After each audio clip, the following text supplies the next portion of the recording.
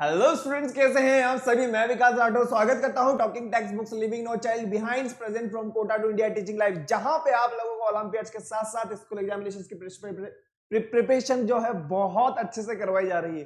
कई कई बार क्या होता है कि जुबान जो होती है ना वो हमारे कंट्रोल में नहीं होती। तो दोबारा से स्टार्ट करते हैं क्या। मैं विकास राठौर स्वागत करता हूं टॉकिंग टेक्स्ट बुक्स में living no child behind present from Kota to India teaching life, जहां पे आप लोगों को ओलंपियाड्स के साथ साथ स्कूल एग्जामिनेशंस की प्रिपरेशन करवाई जा रही है। और सबसे इंपॉर्टेंट बात वो ये कि आप अपने नोट्स बहुत अच्छे से बनाना बेटा, क्योंकि हम आपको बहुत ही ज्यादा मेहनत के साथ हमें जो नोट्स प्रोवाइड करा रहे हैं, इवन भले आप चाहें तो स्क्रीनशॉट लीजिए, लेकिन अपने नोट्स प्रॉपर रखने हैं। ओके, और आज हम क्या देखने वाले हैं, रेस्पिरेशन। क्लास 7 का रेस्पिरेशन वाला चैप्टर देखने वाले हैं, प्लस इसके अलावा हम एनसीईआरटी के क्वेश्चंस वगैरह भी देखेंगे, है ना। हमने रेस्पिरेशन को लेकर के 4 लेक्चर ले लिए हैं। हमने सबसे पहले क्या पढ़ा था, रेस्पिरेशन किस तरीके से होगा, ओके, और रेस्पिरेशन का क्या इंपॉर्टेंसी है। इसके अलावा हमने ये देखा था कि डिफरेंट ऑर्गेनिजम्स के अंदर रेस्पिरेशन किस तरीके से हो रहा है, और आगे चलेंगे। लेकिन उससे पहले आप लोगों को क्या करना होगा, वीडियो को लाइक करना है, शेयर करना है, चैनल को सब्सक्राइब कर देना। ओके, फटाफट।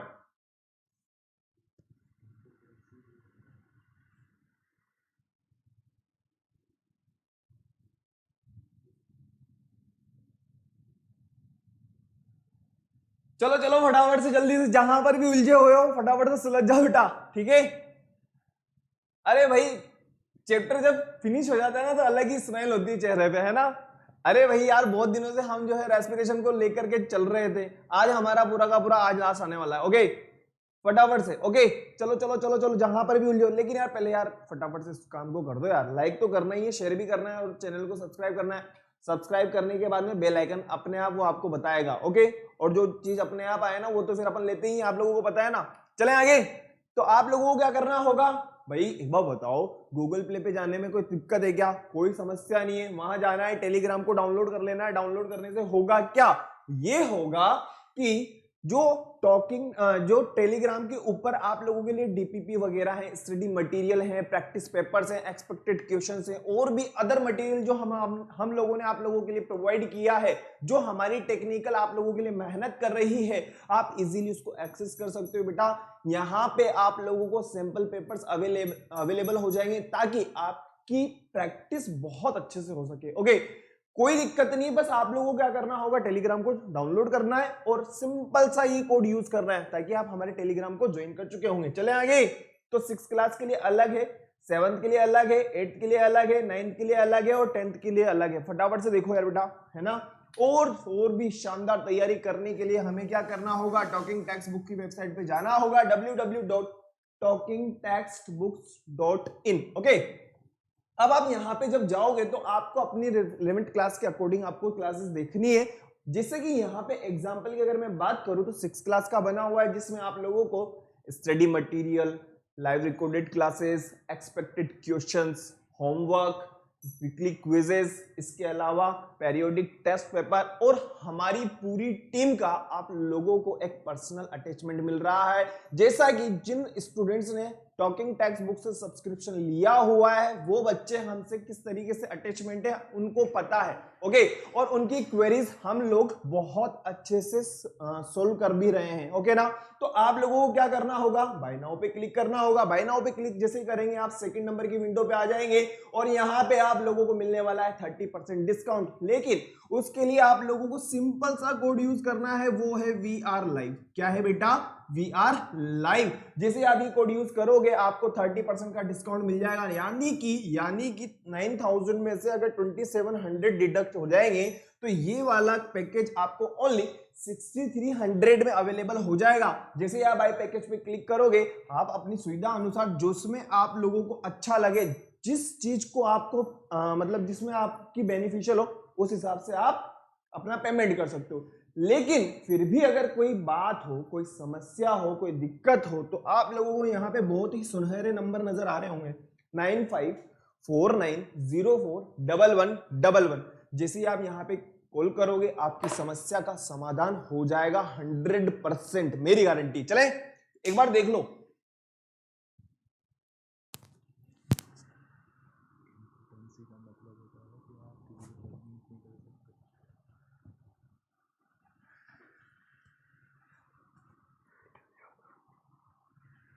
हो गया हो गया हो गया, चले चलो फटाफट से आगे बढ़ते हैं बेटा।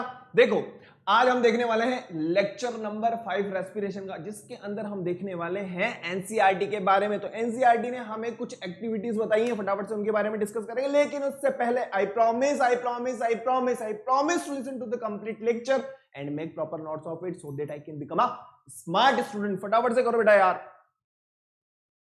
आज हम लोग एक्टिविटीज वगैरह भी देखेंगे, प्लस इसके अलावा देखो एक्टिविटी तो हमें देखनी ही देखनी। मैंने आपको फर्स्ट वाले चैप्टर की भी अंदर भी जो एक्टिविटीज वगैरह हुई थी उनको भी मैंने आपको डिस्कस किया था। सेकंड नंबर का लेक्चर है आज हमारा रेस्पिरेशन, उसमें भी हम एक्टिविटीज को डिस्कस करेंगे। क्लियर। और इसके अलावा जितने हमारे चैप्टर होते चले जाएंगे उन सब की एक्टिविटी को डिस्कस करेंगे। चले, मजा आने वाला, बहुत बहुत मजा आने वाला बेटा। चले चलो तो फटाफट से रिवीजन की तरफ आगे बढ़ते हैं। लेकिन एनसीईआरटी माता ने हमसे ये कहा है, देखो फटाफट से एक्टिविटी नंबर 1, तो वो ये कह रही है कि आप अपनी नोज को थोड़ी सी देर बंद करके देख लो। ओके, थोड़ी सी देर, पूरी जिंदगी नहीं, थोड़ी सी देर ही आपको बंद करना है। जब आप थोड़ी सी देर के लिए नोज को बंद करोगे तो होगा क्या, आपको पता चलेगा इंपॉर्टेंट किसका इंपॉर्टेंट पता चलेगा आप लोगों को। आपको पता चलेगा भाई साहब कि ब्रीदिंग हमारे जीवन में कितना इंपॉर्टेंट पार्ट है, ब्रीदिंग करना कितना नेसेसरी है। तो वही चीज यहां पे लिखी हुई है, फटाफट से देखो। तो वो फर्स्ट नंबर की जो एक्टिविटी है हमारे पास में, close your nostril and mouth tightly and look at watch. आपको क्या करना है, कुछ नहीं करना है, आपको सिर्फ देखना है, आपको कुछ भी नहीं करना है। मैं फिर से बोल रहा हूं, आपको कुछ भी नहीं करना है, आपको बस देखना है ये। और वॉच की तरफ मैं देख रहा हूं, ठीक है, मेरे यहाँ पे वॉच लगी हुई है, आपको नजर नहीं आएगी। नहीं तो मुझे क्या करना पड़ेगा, कैमरा भी इस तरफ मुंह करना पड़ेगा। फिर कैमरे को अगर मैं कर दूंगा तो ये कैमरे वाले भैया बोलेंगे, नाराज हो जाएंगे मेरे ऊपर, ठीक है। अब आप देखना कि कुछ टाइम के बाद बस आप देखना, करना मत। आपको यार, आपको ये फील होगा, मतलब मुझे ये फील होगा कि हमारे जीवन में ब्रीदिंग कितना इंपॉर्टेंट पार्ट होता है। और ब्रीदिंग क्या होता है, एक इनहेलेशन और एक एक्सहेलेशन, उस पार्ट को कहा जाता है ब्रीदिंग। फटाफट से देखो बेटा, यही फर्स्ट नंबर की एक्टिविटी है जिसके अंदर हमें यह समझाया गया है कि ब्रीदिंग कितना इंपॉर्टेंट पार्ट होता है रेस्पिरेशन का। Breathing means taking in air rich in oxygen and giving out air rich in carbon dioxide with the help of respiratory organ. Clear है, फटाफट से देखो। पूरी एक्टिविटी आज अपन देख लेंगे, यहां पे डिस्कस कर लेंगे। क्लियर है, चलें। इससे पहले वाले चैप्टर में हम लोगों ने क्या पढ़ा था, आप लोगों को पता है ना। इससे पहले हम लोगों ने जो पढ़ा था वो था हमारा न्यूट्रिशन वाला चैप्टर। क्या था बेटा, न्यूट्रिशन वाला चैप्टर था। चलें चलो फटाफट से। तो आप लोगों को पता चलेगा the taking in of air rich in oxygen into the body is called inhalation. देखो इसे कहा जाता है inhalation. And giving out the air rich in carbon dioxide is non exhalation. बाहर निकाल दी मैंने, इसे कहा जाता है एक्सहेलेशन।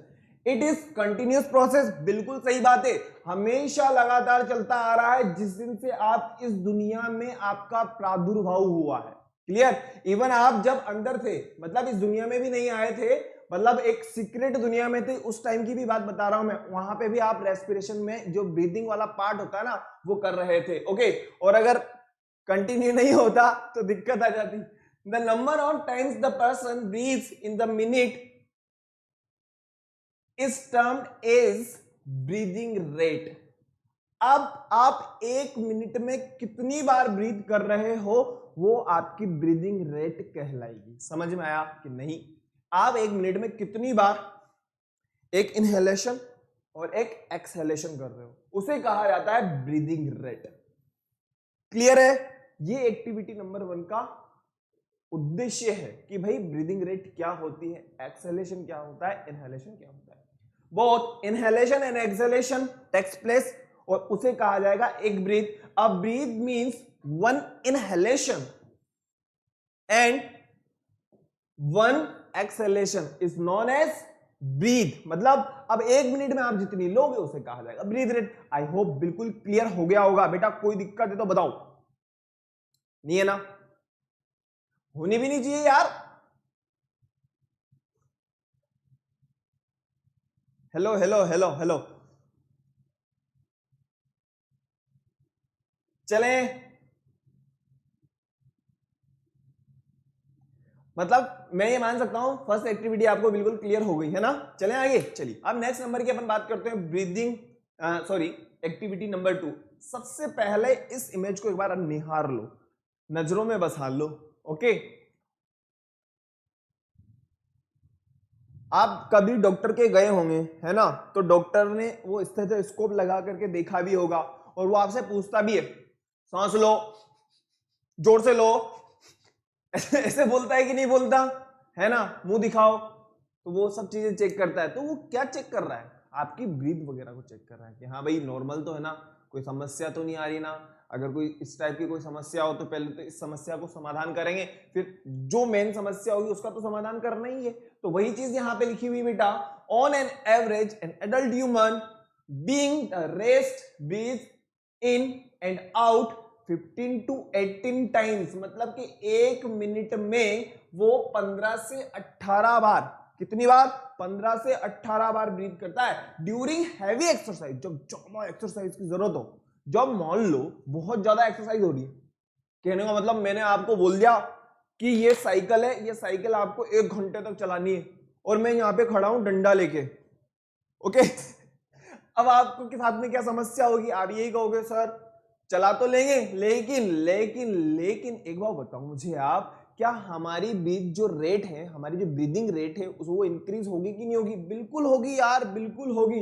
और ये कितनी हो जाएगी, 25 टाइम्स हो जाएगी। मतलब ये है कि एक मिनट में जहां आप मात्र 15 से 18 बार ब्रीथ कर रहे थे, अब वो कितनी बार हो जाएगी, 25 से लेकर के और आगे तक बढ़ सकती है। क्लियर? अब हम बात करते हैं, क्योंकि जब हम एक्सरसाइज करते हैं ना बेटा, तो हमारी मसल्स को क्या चाहिए, ऑक्सीजन की रिक्वायरमेंट होती है। किसकी रिक्वायरमेंट होती है, ऑक्सीजन की रिक्वायरमेंट होती है। ज्यादा ऑक्सीजन की रिक्वायरमेंट है वहां पे। ओके, तो ज्यादा यार ऑक्सीजन की रिक्वायरमेंट होगी तो ऑक्सीजन कैसे मिलेगी, सिर्फ और सिर्फ एक रास्ता है, वो है हमारा ब्रीथ करने का जरिया। ओके, तो ब्रीथ करेंगे और ब्रीथ की रेट बढ़ जाएगी, मतलब ब्रीदिंग रेट बढ़ जाएगी। While we exercise not only do we breathe fast, we also take deep breath and thus inhale and exhale, जो होगा वो प्रोसेस हमारा बढ़ चुका होगा। क्लियर है? फटाफट से देखो। ओके, ताकि हमें क्या हो सके, ज्यादा से ज्यादा ऑक्सीजन मिल सके। यही चीज है बेटा, क्या है, ज्यादा से ज्यादा ऑक्सीजन मिल सके। देखो फटाफट,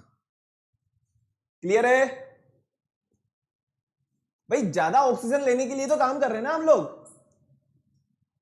ये क्या है, हमारे जो कैमरे वाले भैया है ना, आज थोड़े से मस्ती मजाक में है, इसीलिए मेरे को थोड़ी हंसी आ रही। चलें, चलो आगे बढ़ते हैं। तो एक्टिविटी नंबर 3 की हम बात करते हैं। एक्टिविटी नंबर 3 में आप लोगों की जानकारी के लिए कुछ चीजें बताई गई है। देखिएगा यहाँ पे कि अगर मैं बात करूं इन्फेंट्स की, यानी कि जो छोटा सा बच्चा है, देखो ये छोटा सा बच्चा है, इस छोटे से बच्चे को इसने ऑब्जर्व किया।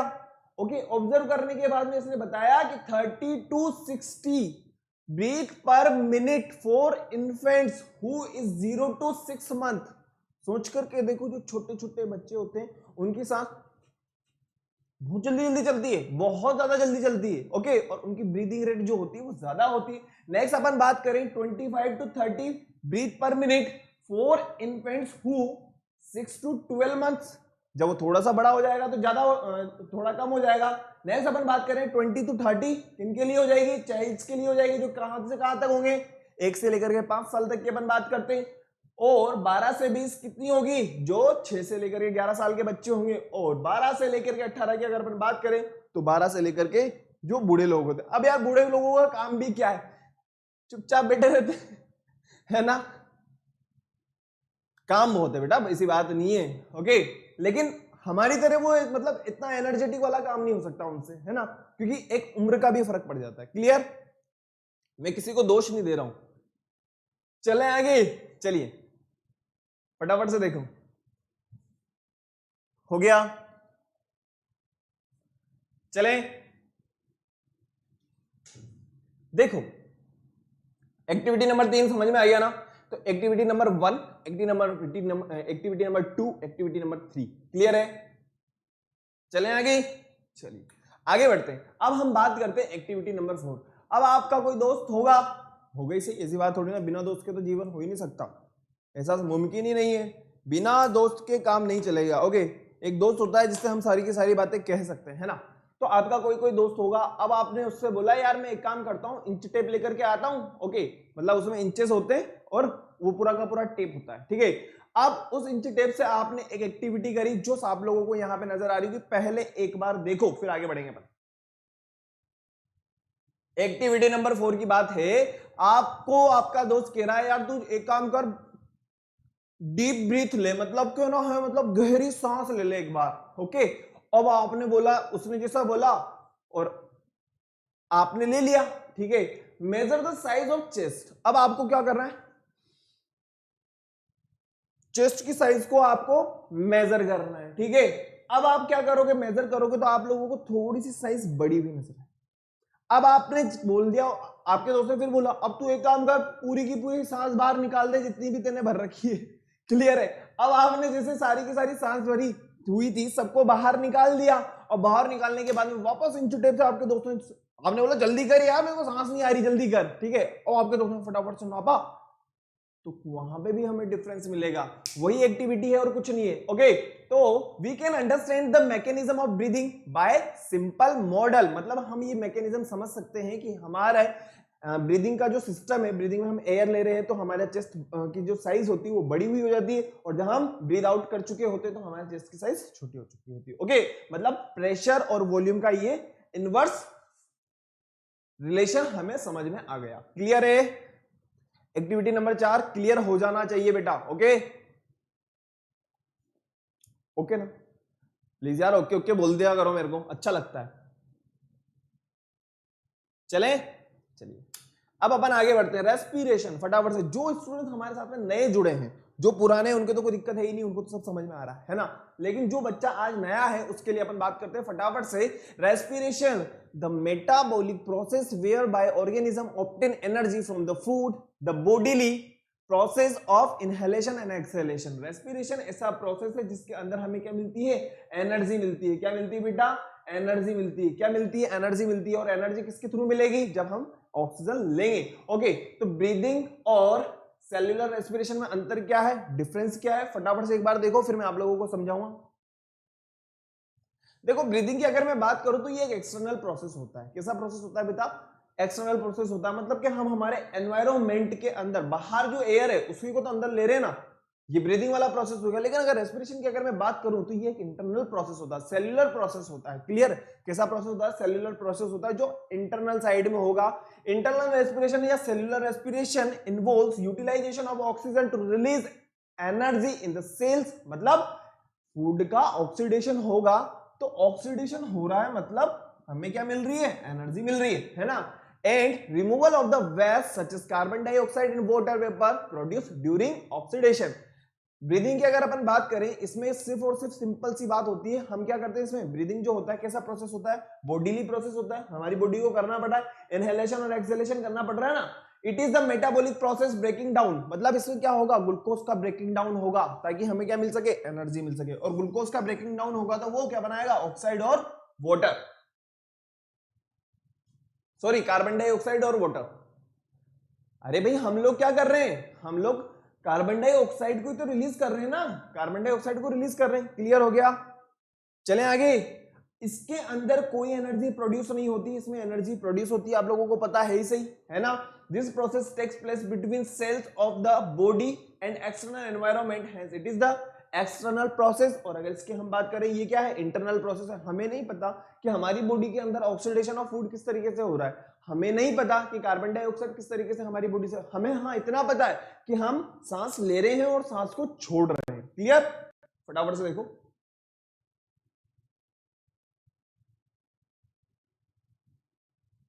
क्लियर हो गया होगा, है ना, क्लियर।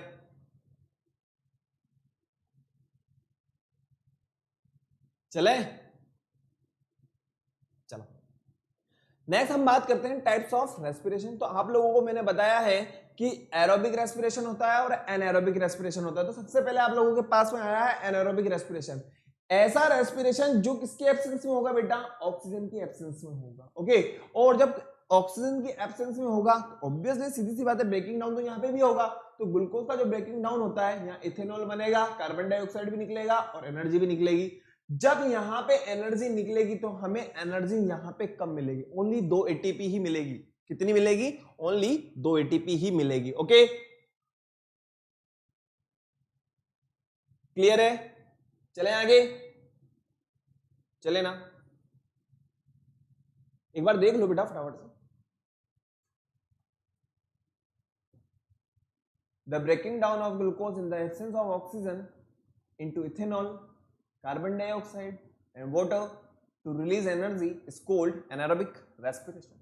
क्या कहा जाएगा उसको? anaerobic respiration कहा जाएगा। एग्जाम्पल की अगर मैं बात करूं, जैसे बैक्टीरिया है, पैरासाइट्स है, ग्लूकोज की मैं बात करूं, इथेनॉल हो जाएगा, कार्बन डाइऑक्साइड हो जाएगा और एनर्जी हो जाएगा। ठीक है, ग्लूकोज की अगर मैं बात करता हूं तो ग्लूकोज का जो ब्रेकडाउन होता है ना, सबसे पहले इस डायग्राम को मैं आप लोगों को समझाऊंगा ताकि आपको इजीली क्लियर हो जाएगा। रुको अभी, क्लियर है ना? ऊपर वाला मैटर क्लियर है कि नहीं है मुझे तो ये बताओ। ऊपर वाला मैटर क्लियर? अब देखना, ये ग्लूकोज है, C6H12O6, मतलब हमारा फूड है। क्या है? हमारा फूड है। अब हमारा जो फूड है, बात को समझो, हमारा जो फूड है, इस फूड का ऑक्सीडेशन मतलब हो रहा है, और दो कंडीशन में हो रहा है, एक हो रहा है एरोबिक, एक हो रहा है एनारोबिक। एनारोबिक की अगर मैं बात कर रहा हूं तो एनारोबिक में क्या क्या मिल रहा है? इथेनॉल, लैक्टिक एसिड और फर्मेंटेशन। वाइन वगैरह जो बनती है, बियर वगैरह जो बनती है, मतलब अल्कोहल बन, यार C2H5OH किसका फॉर्मूला होता है? केमिस्ट्री नहीं पढ़ते क्या आप? अल्कोहल का तो फॉर्मूला होता है, मतलब बियर, सिंपल सी बात। Okay, ethanol, lactic acid, fermentation. और यहाँ पे जो एनर्जी मिलती है हमें, कितनी मिल रही है? Only 2 ATP. ध्यान रखना, एनारोबिक मतलब ऑक्सीजन है ही नहीं यहाँ पे, और अपन को क्या चाहिए? अपन को ऑक्सीजन चाहिए। मतलब हमारे को क्या होता है, हमारे अंदर क्या हो रहा है? एरोबिक रेस्पिरेशन हो रहा है। मतलब यहाँ पे क्या बेटा? ऑक्सीजन है ना, यहाँ पे क्या है? ऑक्सीजन है। अब ऑक्सीजन की प्रेजेंस में जो ऑक्सीडेशन होता है और एनर्जी कहाँ प्रोड्यूस होती है? ये माइटोकॉन्ड्रिया। अब माइटोकॉन्ड्रिया को और क्या कहा जाता है? याद रखना, mitochondria is also known as power house, power house of the cell. मतलब हर सेल के पास में खुद का माइटोकॉन्ड्रिया होगा। क्या कहा जाएगा? Power house of the cell कहा जाएगा। चले आगे, सॉरी, चले ना, चलो अब हम बात करते हैं रेस्पिरेशन के अंदर की प्रोसेस की बात। तो यहां पे क्या होता है बेटा? जो फूड हम खा रहे हैं, जो खाना हम खा रहे हैं, उस खाने का ऑक्सीजन की प्रेजेंस में ऑक्सीडेशन होगा, मतलब उसका ब्रेकिंग डाउन होगा। ब्रेकिंग डाउन होगा तो क्या निकलेगा भाई? ऑक्सीजन तो यूज हो गई, जो बाकी की गैसेस हैं, अदर गैसेस हैं, वो बाहर निकलेगी, तो CO2 भी निकलेगा। ओके, H2 निकल ही रहा है। लेकिन यहां पे हमें कितने एनर्जी मिल रही है? कितने मॉलिक्यूल मिल रहे हैं? हमें 38 एटीपी मॉलिक्यूल एनर्जी के मिल रहे हैं। सोच करके देखो, ग्लूकोज के एक मॉलिक्यूल से 38 एटीपी मिल रहे हैं, और वहां पे हमें कितने मिल रहे थे? ओनली 2।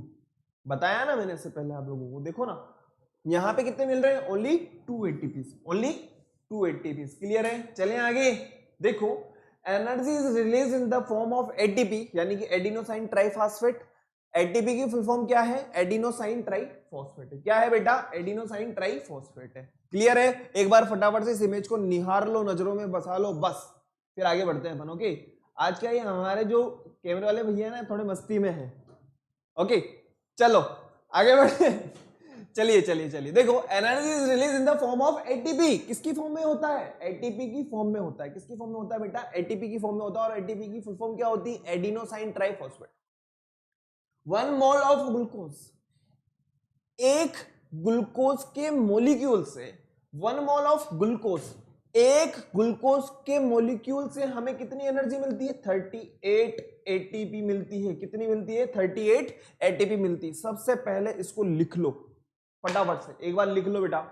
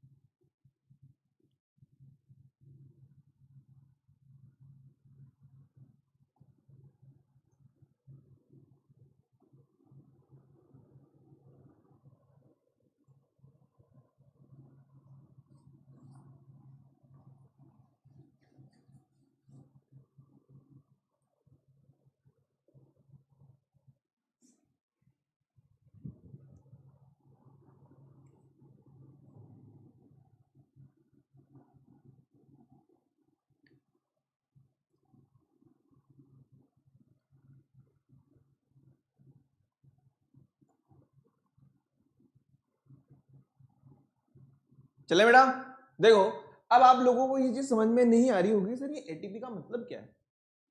देखो बेटा, सबसे खास बात ये होती है कि हमारी बॉडी को एनर्जी का हमारी बॉडी गुलाब जामुन में नहीं समझती है, हमारी बॉडी कोई चपाती में नहीं समझती है, या हमारी बॉडी ऐसा नहीं है कि यार मैंने तो कचौरी खाई थी, कोटा की सबसे फेमस चीज है कचौरी, है ना, कोटा कचौरी। तो हमारी बॉडी को किसी से कोई मतलब नहीं है, हमारी बॉडी को तो सिर्फ और सिर्फ एनर्जी से मतलब होता है, और वो एनर्जी क्या होती है, एटीपी की फॉर्म में होती है।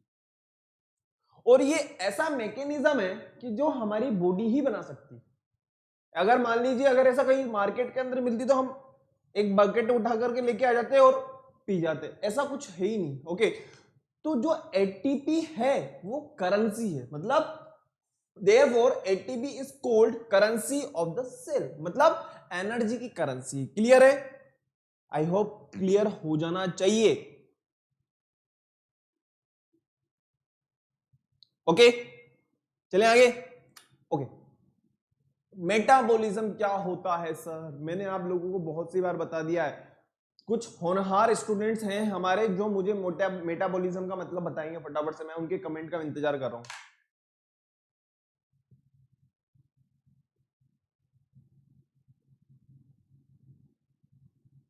बताओ क्या होगा मेटाबॉलिज्म? देखो सिंपल सी बात है, कोई भी प्रोसेस हो रही है, किसी भी टाइप का कोई भी प्रोसेस हो रहा है, उसमें हमारी बॉडी का हर पार्ट इन्वॉल्व होगा। मतलब हमारी बॉडी के एक तरीके से इंजन की मैं बात कर रहा हूं। ओके, तो मेटाबॉलिज्म सिंपल सी बात है, एक तरीके से हम इंजन की तरह भी काउंट कर सकते हैं। वही चीज यहां पे लिखी है बेटा, metabolism is a set of life sustaining chemical reaction within the cell of living organism. Types की अगर मैं बात करूं तो केटाबॉलिज्म होता है और एनाबॉलिज्म होता है। केटाबॉलिक प्रोसेस होता है और एनाबॉलिक प्रोसेस होता है, दोनों से मिलकर के मेटाबॉलिज्म बना है। केटाबॉलिज्म में क्या होगा, बड़े बड़े मॉलिक्यूल्स छोटे छोटे के अंदर कन्वर्ट होंगे। एनाबॉलिज्म में क्या होगा, छोटे छोटे मॉलिक्यूल्स बड़े मॉलिक्यूल्स के अंदर कन्वर्ट हो जाएंगे। क्लियर? बात समझ में आया? वही चीज यहां पे लिखी हुई है बेटा, देखो it is breaking down process, और इसके अंदर क्या होगा, एक तरीके से कैसा प्रोसेस है, कंस्ट्रक्टिव प्रोसेस है। कैसा प्रोसेस है, कंस्ट्रक्टिव। रेस्पिरेशन में क्या हो रहा है, ग्लूकोज CO2 और H2O के अंदर कन्वर्ट हो रहा है। फोटोसिंथेसिस में क्या होता है, CO2 और H2O मिलकर के ग्लूकोज के मॉलिक्यूल्स को बनाते हैं। क्लियर है? एक बार देख लो फिर आगे बढ़ेंगे अपन। चलें आगे। क्लियर? चलें।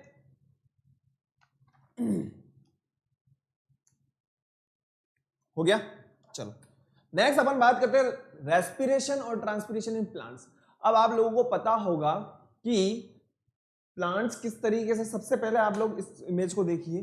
प्लांट्स को आप लोगों ने देखा है, नहीं देखा है आपके जीवन काल में, तो मैं आप लोगों को दिखा देता हूं। ठीक है, ये पौधा है एक तरीके से, क्या है बेटा, एक तरीके से प्लांट है, और प्लांट ही है एक तरीके से। क्या? ओके, जो सनलाइट से सनलाइट को सन से सनलाइट को लेगा और अपना फूड बनाएगा। किस प्रोसेस के थ्रू? फोटोसिंथेसिस प्रोसेस के थ्रू। ये मेरा काम था कि आपको एक बार पेड़ पौधे को दर्शन करा दूं। ओके, चले बेटा, चलिए अपन बात करते हैं respiration and transpiration in plants. All parts of the plants respire, मतलब प्लांट्स के सभी पार्ट्स जो होते हैं वो रेस्पिरेशन में पार्टिसिपेट करते हैं। जैसा कि अगर मैं बात करूं लीफ की, तो लीफ में क्या होता है, छोटे छोटे पोर्स होते हैं जिन्हें क्या कहा जाता है, स्टोमेटा कहा जाता है। और मेरे पीछे आप लोगों को नजर आ रहा होगा स्टोमेटा। ओके, जो लीफ के अंदर प्रेजेंट होते हैं, और यहां से क्या होता है, गैसेस एक्सचेंज होता है। क्लियर? नेक्स्ट अपन बात करें स्टेम की, तो वुडी स्टेम जो होती है, वुडी प्लांट्स की अगर मैं बात करूं तो उसमें क्या होते हैं बेटा, छोटे छोटे लेंटिकल्स होते हैं, उनके थ्रू क्या होता है, गैसेस एक्सचेंज होता है। ये वुडी प्लांट्स की बात हो गई। नेक्स्ट हम बात करें हर्बिशियस प्लांट्स की, यानी कि जो हमेशा हरे भरे रहते हैं। मतलब ये है कि जो सीजनेबल प्लांट्स होते हैं उनमें क्या होगा, उनमें जो एपिडर्मल सेल्स होती हैं उनसे गैसेस एक्सचेंज होता है। क्यों? क्योंकि सीजनेबल प्लांट है, जल्दी उगेगा जल्दी मरेगा, सिंपल सी बात। तो ग्रोथ भी जल्दी होनी है। अब जब तक फूड नहीं बनेगा तो ग्रोथ कैसे होगी? समझ में आया ना? क्लियर है? फटाफट से देखो, during day time, during day time, during night time क्या क्या होगा फटाफट से। ओके, मैंने आप लोगों को इन शॉर्ट सब चीजें क्लियर कर दी है। हो गया, चलें आगे, देख लो एक बार। All part of plant respire, but main respiratory organ of plant is leaf.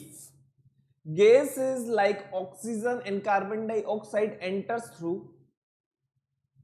leaf through stomata. During daytime, photosynthesis and respiration takes place simultaneously. However, photosynthesis is the more vigorous of the two processes. During day time, दिन के time पे क्या होगा, photosynthesis takes place in leaf.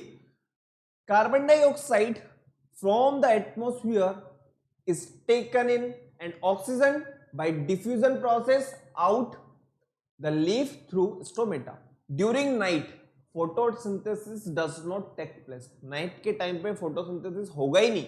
Oxygen diffuse through the stomata into the leaf. Carbon dioxide and water vapour are given out. Clear हो गया, चलें आगे. Next slide के ऊपर फटाफट से आते हैं. जैसा कि मैंने आप लोगों को बता दिया था, यहाँ पे क्या है, गार्ड सेल्स हैं. ये छोटा सा देखो छेद है. ओके, ये छोटा मतलब लीफ को यहाँ पे पूरा का पूरा डिस्क्राइब करा है कि लीफ के अंदर कौन कौन से पार्ट्स होते हैं. तो ऊपर वाले पार्ट को कहा जाता है अपर एपिडर्मिस, नीचे वाले को कहा जाता है लोअर एपिडर्मिस. ओके, इसके बीच में बहुत सारे क्यूटिकल्स वगैरह हैं. ओके, अब जो छोटा सा छेद होता है, इसमें जो छोटे छोटे पोर्स होते हैं उन्हें क्या कहा जाता है, स्टोमेटा. ओके, और स्टोमेटा से क्या होता है, गैसेस का एक्सचेंज होता है. देखो कार्बन डाइऑक्साइड तो यूज हो रही है और ऑक्सीजन बाहर निकल करके आ रही है. क्लियर है, आगे बढ़ते हैं. नेक्स्ट अपन बात करते हैं ट्रांसपीरेशन इन प्लांट्स. ट्रांसपीरेशन किसकी फॉर्म में होता है, अरे भाई the process of evaporation excess water from leaves is called transpiration. तभी तो हमें प्लांट्स के नीचे जब हम जाते हैं तो हमें कैसा एहसास होता है, ठंडक का एहसास होता है. अब हम फटाफट से हमारे टॉपिक पे आते हैं बेटा, बहुत इंपॉर्टेंट है. ओके, देखो रेस्पिरेशन इन ह्यूमन, तो मैंने आप लोगों को बताया हुआ है कि ये वाला पार्ट बहुत इंपॉर्टेंट होता है और नोज तो बहुत इंपॉर्टेंट है ही सही. ठीक है ना, नोज से तो हम ब्रीदिंग वगैरह करेंगे तब जाकर के तो रेस्पिरेशन होगा भाई.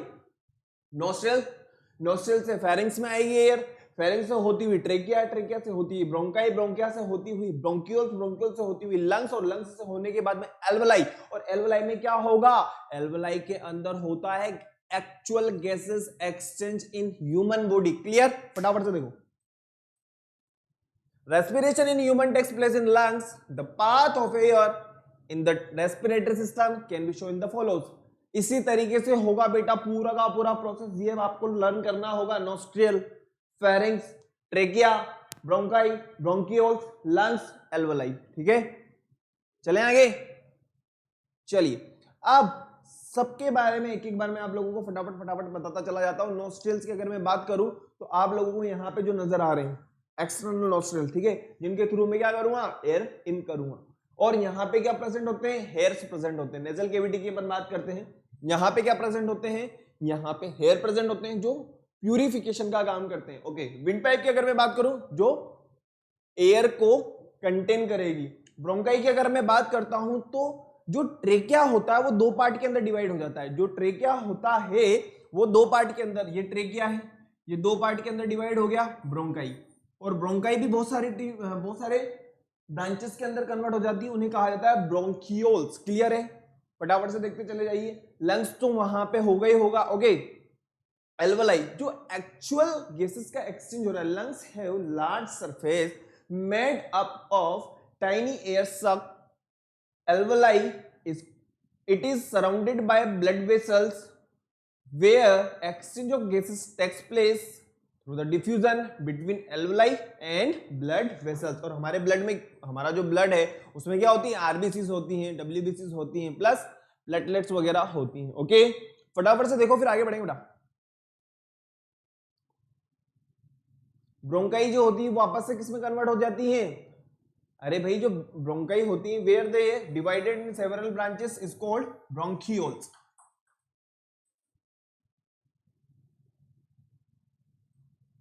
चलें आगे. चलिए, अब हम बात करते हैं mitochondria, the site of aerobic respiration. मैंने आप लोगों को बताया है कि हमारे फूड का ऑक्सीडेशन होगा तो ग्लाइकोलाइसिस होगा, ग्लाइकोलाइसिस के बाद में वो पायरुविक एसिड के अंदर कन्वर्ट होगा और पायरुविक एसिड के बाद में वो ऑक्सीजन की प्रेजेंस में उसका ऑक्सीडेशन होगा और हमें कितनी एनर्जी मिलेगी, हमें 38 एटीपी एनर्जी मिलेगी। देखो यहाँ पे लिखा हो 36 से लेकर के 38, ओके। और 2 एटीपी जो होती है ना वो पूरी की पूरी प्रोसेस में भी यूज हो जाती है, तो 36 से लेकर के 38 बोला है, ओके। कंफ्यूज नहीं होना है कि सर ये पहले तो हमने 38 पढ़ा था, एकदम से 36 कैसे आया, तो बेटा जो 2 एटीपीज होते हैं ना वो यार प्रोसेस में भी तो काम आएंगे ना, ओके। भाई एनर्जी तो है और वो एनर्जी कहीं ना कहीं तो यूज हुई होगी ना, तो पूरी की पूरी प्रोसेस को कराने के लिए भी तो एनर्जी की जरूरत है, ओके। फटाफट से देखो, ग्लाइकोलाइसिस हुआ, ग्लाइकोलाइसिस के बाद में हमारा फूड जो पायरुविक एसिड में कन्वर्ट हो गया और फिर उसके बाद में क्रेब्स साइकिल में क्या होगा, ऑक्सीजन की प्रेजेंस के अंदर वो किस में कन्वर्ट हो जाएगा, एनर्जी में। क्लियर है? चलें आगे, हटू लीजिए देख लो एक बार।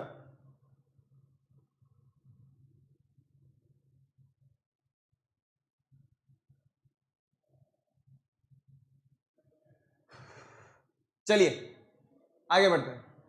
ये कुछ पॉइंट्स हैं जो हमारी एनसीईआरटी माता ने दिए हैं। Respiration is essential for survival of living organism. सही बात है, रेस्पिरेशन तो बहुत इंपॉर्टेंट है बेटा, क्योंकि इसके अंदर हमें एनर्जी मिल रही है। इसी प्रोसेस के थ्रू हमारे फूड का ऑक्सीडेशन हो रहा है और हमें एनर्जी मिल रही है। तो ऑक्सीजन वी इनहेल, मतलब ऑक्सीजन किस तरीके से आएगी, ब्रीदिंग प्रोसेस के थ्रू, और ब्रीदिंग में आप लोगों को बता चुका हूं। क्लियर है? If the food is breaking down, जब फूड का ब्रेकिंग डाउन होगा तो मतलब सिंपल सी बात है, हमारे फूड का क्या हो रहा है, ऑक्सीडेशन हो रहा है, और ऑक्सीडेशन हो रहा है तो हमें क्या मिल रही है, एनर्जी मिल रही है। क्लियर है?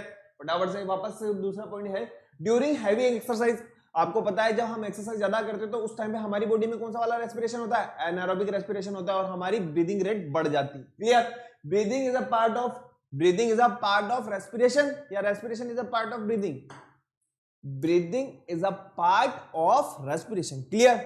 ड्यूरिंग इनहेलेशन, जब हम इनहेलेशन करेंगे तो लंग्स, मतलब हमारी चेस्ट की जो साइज होती है बढ़ जाती है, जब एक्सहेलेशन करेंगे तो चेस्ट की साइज छोटी हो जाती है। क्लियर है?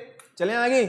और भी कुछ दिया हुआ है, हाँ दिया हुआ है भाई, एनिमल है, काउ है, जो भी है, सारे के सारे रेस्पिरेटरी सिस्टम के अंदर पार्टिसिपेट करते हैं। अर्थवॉर्म की हमने आप लोगों को बताया है, अर्थवॉर्म किस तरीके से मॉइस्ट होती है, ओके, और स्किन के थ्रू करते हैं। फिश वगैरह की अगर मैं बात करूं तो गिल्स के थ्रू करते हैं, ओके। और अगर मैं इंसेक्ट्स की बात करूं तो उनके अंदर क्या होता है, स्पेरिकल्स होते हैं। क्या होते हैं बेटा, स्पेरिकल्स होते हैं। चलें आगे। और प्लांट्स की अगर मैं बात करूं तो प्लांट्स में क्या होते हैं, लीव्स के अंदर छोटे छोटे पोर्स होते हैं जिन्हें क्या कहा जाता है, स्टोमेटा कहा जाता है। आई होप क्लियर हो गया होगा एक एक पॉइंट। चलें चलिए, अब आप लोगों के सामने पहले नंबर का क्वेश्चन है, why does an athlete breathe faster and deeper than usual after finishing the race? कोई एथलीट है, दौड़ रहा है खतरनाक, ठीक है, अब जब जैसे जहां पे वो एंड पॉइंट होता है, जहां पे एंड लाइन आएगी, वहां पे आते आते वो एकदम जोर जोर से सांस लेता है। क्यों लेता है? फटाफट से इसका आंसर बताओ आप लोग मुझे। अरे भाई मैंने आप लोगों को क्या बताया, जब एक्सरसाइज वाली कंडीशन में हमारी बॉडी होती है तो हमारी बॉडी को किसकी जरूरत होती है, हमारी बॉडी को डिमांड होती है और भी ज्यादा ऑक्सीजन की, और उस ऑक्सीजन की डिमांड को पूरी करने के लिए हमारी ब्रीदिंग रेट बढ़ जाती है, और ब्रीदिंग रेट बढ़ जाएगी तो हमारी बॉडी के अंदर ज्यादा ऑक्सीजन की सप्लाई होगी, और ज्यादा ऑक्सीजन की सप्लाई चाहिए तो हमें ब्रीदिंग रेट बढ़ानी पड़ेगी, ओके। इसीलिए फिनिशिंग लाइन के पहले पहले जो होता है उसकी सांसें फूलने लग जाती है। और भी आप आंसर देख सकते हो, फटाफट से देखो एक बार इसका आंसर, ओके, फिर आगे बढ़ेंगे। तो यह हमारी एनसीईआरटी का पहला question finish. When the athlete runs in the race, his body needs more oxygen, his rate of breathing increase so that more oxygen can be supplied to the body. This is the reason an athlete needs to breathe faster and deeper than usual after finishing the race. Clear है? When the athlete runs in the race, our body needs more energy. Clear हो गया? आप अपनी मर्जी पड़े जो answer लिख सकते हो, नो प्रॉब्लम, चाहे तो वो लिखिए चाहे तो ये लिखिए, ओके। चलें आगे। चलिए नेक्स्ट क्वेश्चन है हमारे पास में, आपको एक लिस्ट बनानी है, उसमें आप लोगों को ये बताना है कि एरोबिक रेस्पिरेशन और एनारोबिक रेस्पिरेशन में क्या सिमिलरिटी है, क्या डिफरेंस है। लीजिए फटाफट, सबसे पहले हम बात करते हैं सिमिलरिटी की। देखो, एरोबिक रेस्पिरेशन हो या एनारोबिक रेस्पिरेशन हो, दोनों के अंदर क्या होगा, ब्रेकडाउन होगा, ओके, और एनर्जी रिलीज होगी, चाहे कम हो चाहे ज्यादा हो। नेक्स्ट हम बात करें कहां होगा, इनसाइड द सेल होगा, इसके अलावा हम बात करें तो जो प्रोडक्ट्स हैं वो प्रोड्यूस होंगे। अब डिफरेंस की हम बात करें, it takes place in the presence of oxygen, और ये एब्सेंस ऑफ ऑक्सीजन। यहां पे एनर्जी ज्यादा मिलेगी, वहां पे एनर्जी कम मिलेगी। भले दोनों में एनर्जी मिल रही है लेकिन दोनों में डिफरेंस है। ओके, ये कैसा प्रोसेस होता है? स्लो। और ये कैसा प्रोसेस होता है बेटा? फास्ट। एग्जांपल की अगर हम बात करें, एनिमल है, प्लांट सेल है, और यहां पे अगर हम बात करें ह्यूमन सेल्स हो गई, ईस्ट वगैरह होगी, बैक्टीरिया है। ओके, एक्सरसाइज के दौरान हम बात कर रहे हैं। ओके, चलें आगे। नेक्स्ट क्वेश्चन है हमारे पास में, एनसीईआरटी का 3rd नंबर का क्वेश्चन है, why do we often sneeze when we inhale a lot of dust and air? बताइए। अरे भाई क्यों छींकते हैं हम लोग? बस सिंपल सी बात ये बता रहा है। आप लोगों को पता है जब हम झाड़ू वगैरह लगाता है हमारे घरों के अंदर, तो आप लोगों को पता होगा कि हमें छींक आना स्टार्ट हो जाती है ना। देखा आप लोगों ने कभी, हम किसी डस्ट वाली जगह से निकल जाते हैं तो भी हमें छींक आना स्टार्ट हो जाती है। तो क्या रीजन है? क्योंकि जब हम एयर ले रहे होते हैं, जब हम ब्रीदिंग कर रहे होते हैं, तो उस एयर में डस्ट पार्टिकल्स भी आ जाते हैं जो हमारी नेजल कैविटी के लाइनिंग्स को क्या करते हैं? प्रॉब्लम क्रिएट करते हैं, जिसकी वजह से छींक आना स्टार्ट हो जाती है। और जब तक डस्ट पार्टिकल्स क्लियर नहीं होते हैं, जब तक डस्ट पार्टिकल्स क्लियर नहीं होते हैं, तब तक हमें छींक आती रहती है। और जैसे क्लियर, अगर छींक आना बंद तो समझ जाइए कि रास्ता साफ। ओके, वही चीज यहां पे लिखी हुई बेटा, फटाफट से देखो। ओके,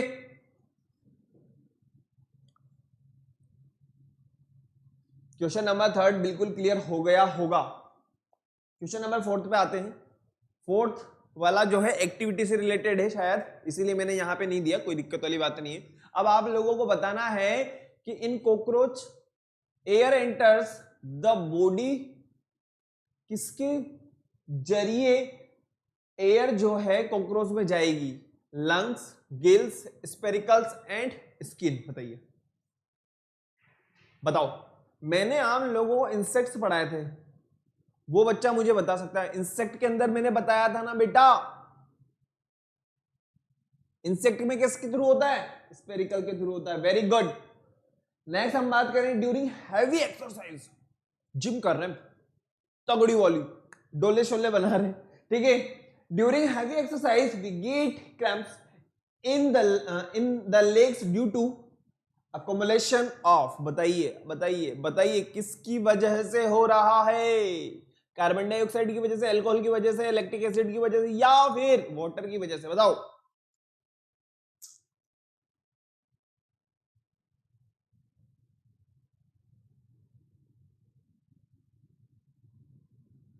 लैक्टिक एसिड की वजह से। ओके, अरे भाई मैंने आप लोगों को बताया था ना, कौन सा वाला एक्सरसाइज, कौन सा वाला यहाँ पे रेस्पिरेशन होगा? एनारोबिक रेस्पिरेशन होगा। ओके, नेक्स्ट है हमारे पास में normal range of breathing rate पर minute and average adult person at the rest. Activity number 3 या एक्टिविटी नंबर 2 थी वो, है ना? अब बताओ, अब बताओ फटाफट से। ये क्वेश्चन मैं आप लोगों से पूछना चाहता हूँ यार, गलत बात है। क्वेश्चन नंबर सी, 5th में सी, 9 से 12, 15 से 18, 21 से 24 या 30 से 33?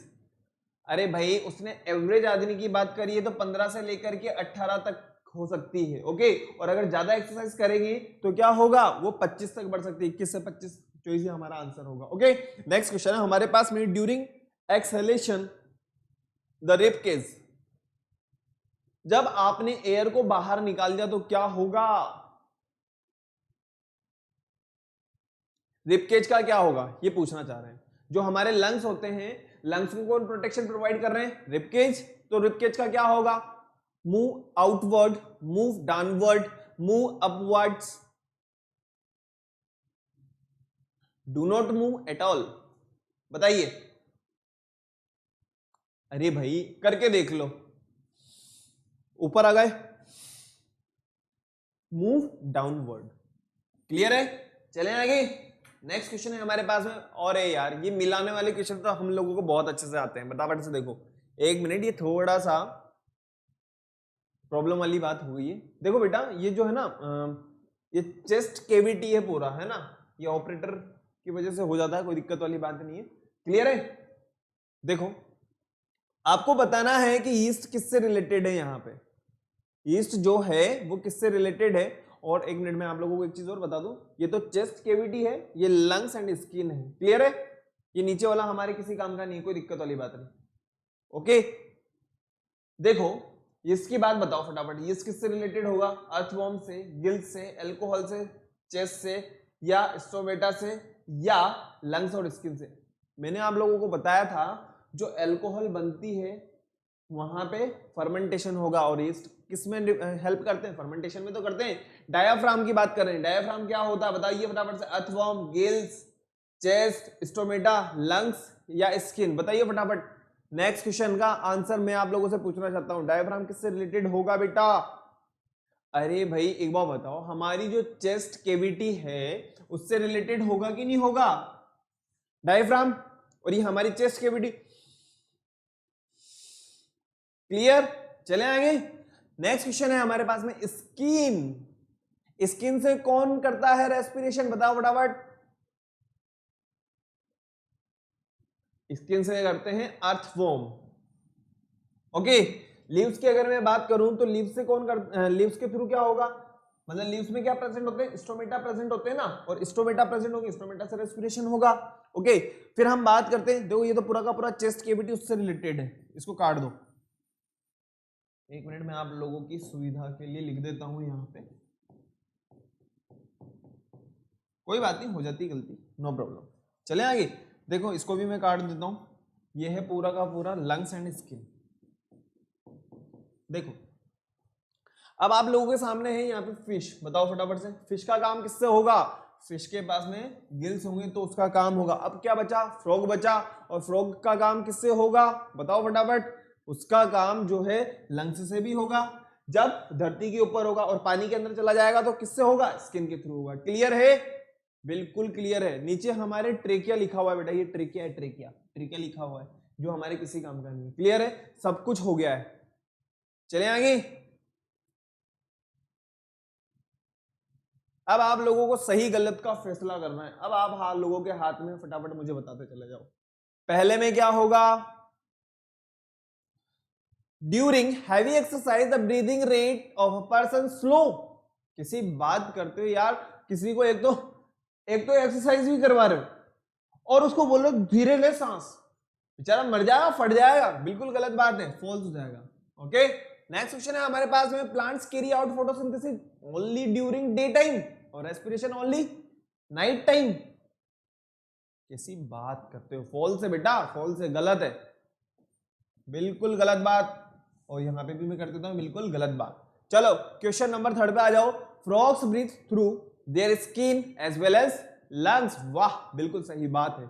अभी जस्ट हम लोगों ने करा ना कॉलम 1 और कॉलम 2 वाला। नेक्स्ट क्वेश्चन हमारे पास में, the fishes have lungs for respiration. नहीं भाई नहीं, उनके पास में तो क्या होते हैं? गिल्स होते हैं। क्या होते हैं बेटा? गिल्स होते हैं। नेक्स्ट है हमारे पास में, the size of the chest cavity increase during inhalation. वाह, पहली बार सही बात। ओके, बिल्कुल सही है। आई होप क्लियर हो गया होगा एक एक क्वेश्चन। चले आगे। तो आप लोगों को क्या करना है? वीडियो को लाइक करना है, शेयर करना है, चैनल को सब्सक्राइब करना है, और सब्सक्राइब करने के बाद में बेल आइकन प्रेस कर देना है। इसके अलावा जो गूगल क्लासरूम पे आप लोगों के लिए जो होमवर्क है उसको भी आप लोगों को एक बार देखना है बेटा, आप इजीली कर लोगे। बाकी मैं एक्सरसाइज के आपको सॉल्यूशन प्रोवाइड करवा दूंगा, टेंशन वाली बात नहीं है। ओके, तो एक बार आप लोगों को पूरा का पूरा रेस्पिरेशन वाला चैप्टर एक बार फिर से देखना है, ताकि अगर कोई कमी रह जाए या कोई ना कोई प्रॉब्लम है तो अपन उसको यहाँ पे बैठ करके क्लियर करेंगे। ठीक है, मैं आपके कमेंट्स पढ़ूंगा ना, टेंशन क्यों लेते हो आप? ओके, लेकिन कोई दिक्कत नहीं रहनी चाहिए। ओके, चले, थैंक यू, बाय।